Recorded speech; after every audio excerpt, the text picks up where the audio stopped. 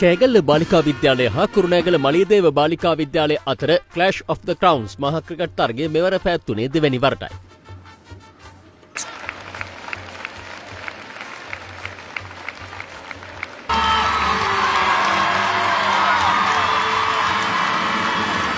Madam, Mrs. H.A.T.D.K. Jara.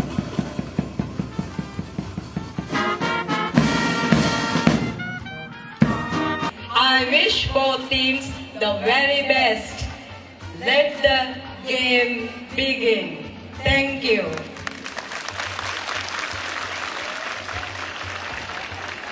තරගයේ කාසිය වාසය දිනාගත් කුරුණෑගල මලියදේව බාලිකා විද්‍යාලය පළමුව පන්දුවට පහර දීම සඳහා කෑගල්ල බාලිකා විද්‍යාලයට ආරාධනා කළා.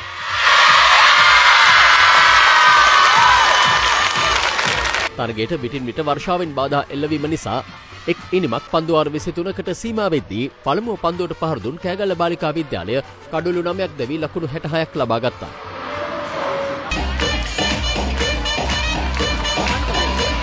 පිළිතුරු ඉනිම ක්‍රීඩා කළ කුරුණෑගල මලියදේව බාලිකා විද්‍යාලය පන්දුවාර 3ක් අවසානයේ කඩුළු 3ක් දැවි ලකුණු 15ක් ලබාගෙන සිටියේදී තරගයට නැවතත් වර්ෂාවෙන් බාධා එල්ල වුණා. ඒ අනුව නැවතත් තරගය ආරම්භ කිරීමට නොහැකි වූ අතර ඒ අනුව මෙවර ක්ලෑෂ් of the ක්‍රවුන්ස් මහා ක්‍රිකට් තරගය අවසන් වුණේ ජය පරාජයෙන් තොරවයි.